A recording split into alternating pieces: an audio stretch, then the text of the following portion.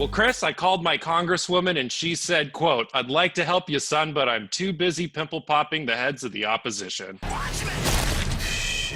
Right now, that is basically what our politicians are probably ready to do. We can't just kill everyone. That is exactly what we're gonna do. Quick recap. Last week, Ryan got kidnapped by Stormfront and Homelander. Becca, this episode, escapes. She goes to Billy and tells him, you got to get my son back. He's willing to do it, although he's maybe going to betray her and let Ryan go, let Edgar take Ryan. But he rallies the boys and they're going to war. And that's the episode. I enjoyed it. I got a few complaints we'll get to, but I loved it. How'd you feel, Frankie? Before we get going, if at any time during this video you're having so much fun, your head's gonna explode, please hit like, hit subscribe, and join us for more videos. This was a huge episode. Way too much was happening. My head was spinning. I was loving every minute of it, so I guess I can't complain too much. What we talked about last week was there were so many mysteries left to unravel in this episode, and boy did they do it. Almost too casually for me at moments. It was action-packed, a lot of fun, kind of a reset going into next season. We are your heroes. We are here to serve and protect you. Special shout out to like another fantastic intro where they are able to kind of meld a very real world topic. Last week was kind of like, how does a right-wing, terrorist come to be? And this week was kind of like, what happens when the world seems very dangerous and we're letting that kind of rule, our schools, guns in the classroom and super terrorists. And it's very much a reflection of today. Wow. Good job, writers. Good job, team. Like this, the intro to this week's episode maybe even topped last week. We're even now. Why are you doing this? There were so many questions like Stan Edgar and Stormfront. What's the deal with that? What's going on? And we find out a little too casually for me that it's like, they know about each other and they're just dealing with it. Right. Wait, she's a means to an end and he accepts that or whatever. Like, and she knows she can't rock the boat too much yet or something. You actually brought up a great point.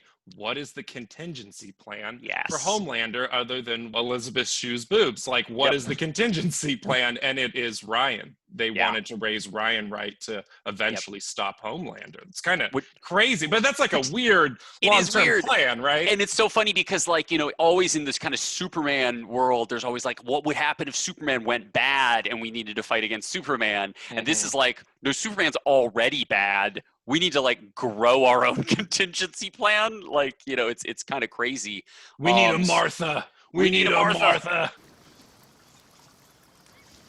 Look, I am with you, sister, but first we have to go get the terrorist, okay? So many fantastic payoffs. The girls get it done. Yes. Honestly, come on. Let's just be honest. Like, Marvel just forced a team up. Like, these characters don't really know each other. And it's like, yeah, everybody's got a common enemy here. Meh. But this one is like, these three characters specifically kind of have it out for this, for this other character. Yes. Kimiko obviously has something to, to prove. And then Maeve, what I love, it's just like, no, Maeve used to be a hero. And this is a Nazi bad guy. And this is who Maeve should be fighting. Yeah, the look she shot her when she walked by her in the tower was nasty. That was nasty. Yes, this is what we've been waiting for. And it's such a big moment just in the show. Like, that kind of massive fight scene is something we really haven't entirely gotten before. Like, basically 4 soups all duking it out. It just worked on so many levels. Kimiko speaks. Not really, but she laughs. She finally made a sound in that moment. And just like all of that kind of coming together was so fantastic and so satisfying to watch. Obviously, the biggest emotional part of the finale and kind of the whole season is Billy finding Becca and kind of his journey, us learning about his dad, his brother, how he's just like Homelander. Halfway through this episode, you're like, wow, Billy sucks. Like, he's really bad. He's gonna take Ryan away from Becca and keep Becca all to himself. And it's just like, she's not going to go for that, man. You're being so selfish. And, he eventually does the right thing. Thank God. Thank God. It's been 2 seasons. They took him. Damn Ryan. the writing kind of surprising me. Like, the lazy version of that is just Becca gets pissed and runs away or something, and then it ruins their plan, blah, blah, blah. But what I love is that Becca sees through it, and she's like, you were going to do that, but you didn't, which tells me you're a good person. Like, you thought about it, and you may have even said it to somebody, but you didn't do it. And that's what mattered. And so I'm like glad that the writing gave Becca that kind of respect. They didn't cheapen the relationship Didn't for cheapen it. melodrama. And, Exactly. they did a good kind of subversion where they kind of pulled apart, put together, pulled apart again. And you're not really sure. It created great tension there at the end because you weren't really sure what was going to happen. But they would need you now. He said he lives under a pawn shop and he's Flatbush. Let her in. Here's where I'm going to throw in my biggest complaint of the episode, of a great episode and of a great end to the season. Killing off Becca, while it makes sense, unfortunately, it also plays into this real long-running tradition in comics and movies and all kinds of things that's called fridging, which basically comes down to killing off a woman that means something to a male character so that that male character is forced to grow and become better. To me, really lazy in 2020. We've been doing this for decades and decades and decades, killing off women and particularly wives and girlfriends. Honestly, with how good the writing's been, especially this season, I just expected a little more from the show from that.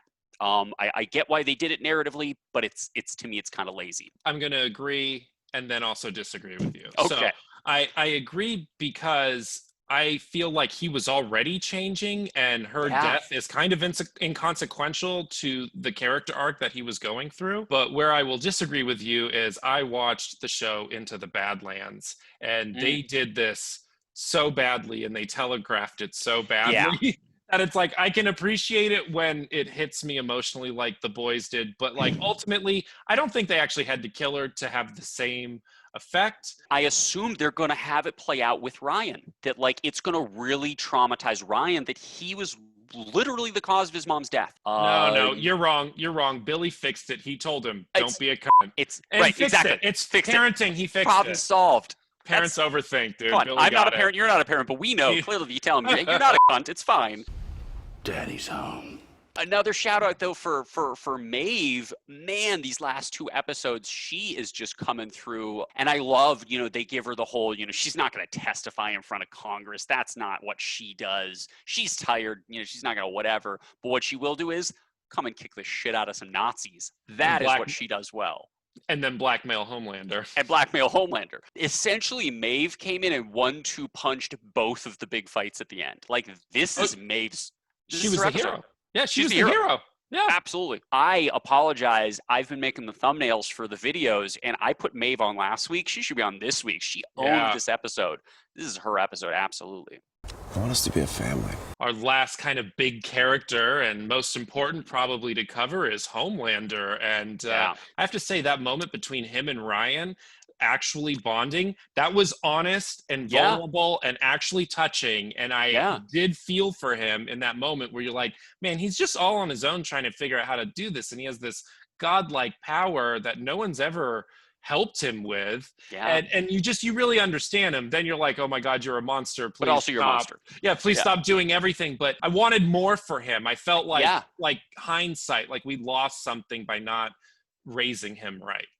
Hands in the air, like you just don't care. Kill. Huge props to Anthony Starr, has always been killing it as Homelander, and this season really given us some new depth to him.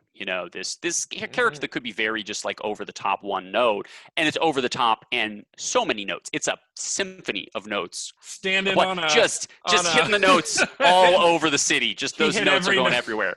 A lot of jazz at the end of this episode. Yeah.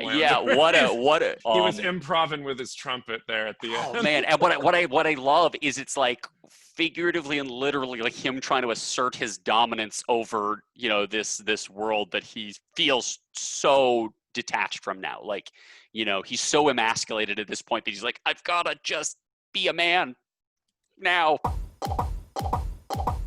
This is almost a reset where, the boys are now, slate is clean, and they're being offered kind of a sanctioned under the, off the books job, keeping their eyes on the soups is kind of what it was phrased as. And so the boys are clearly not going away, although Huey is moving on, and he now is going to be getting into politics. Big reveal, she's actually a soup herself, which conveniently now clearly Huey is going to be in the thick of that storyline. To me, was a little bit out of nowhere because we don't know where they're going to go with it. So what's your big plan? You'll love it. My feeling was Edgar was playing both sides against the middle, that he got Stormfront going, which riled up one side, and now he's got this congresswoman in place who's riling up the other side, and he's just controlling the narrative. So no matter which side of the court the ball's on, he's got a player over there in control. Yeah, because that's honestly the only way this makes sense, because all of the people, all the heads that got popped throughout the season, that benefited Vought. There's no other way that this makes sense. So I think you've got to be spot on that speculation. Really don't know that much about this congresswoman other than they're like, oh, she's sort of fighting the good fight. But is she? Like, maybe it is just one way to, stir things up. Why are you doing this? Because I want back in, so I need her gone. A-Train makes his big move, outing Stormfront and getting his way back into the 7, and poor Deep gets screwed over because he's an idiot and he doesn't. I don't feel bad for the Deep. I'm incapable of feeling bad for the Deep. Clearly, they want to keep the Deep around. He's this kind of fun character just to throw in these wacky situations. But I don't know what they're going to do with him next season. I mean, they found this they made this storyline for him this season. What are they going to do next season? Because it seems like he's kind of jumping ship from the Church of the Collective, who now don't have a leader anyway. Talking about blackmailing Stan Edgar, and as soon as he did, his head exploded. Popped. So Ain't you twits lucky that I showed up? I'm probably almost more excited to see where season 3 goes than I was even going into season 2. So, hey, good job, Eric Kripke and friends. You're really killing it over there. absolutely, I'm excited, and we're gonna be here for the spin-off. I don't know if we're gonna do it week to week, but we will definitely do season 3 because I love the show and I love doing this. So got it. If you guys hit like, hit subscribe, join us. Let us know what you think of The Boys. It's a show we genuinely love. We love talking about, and let us know what you think.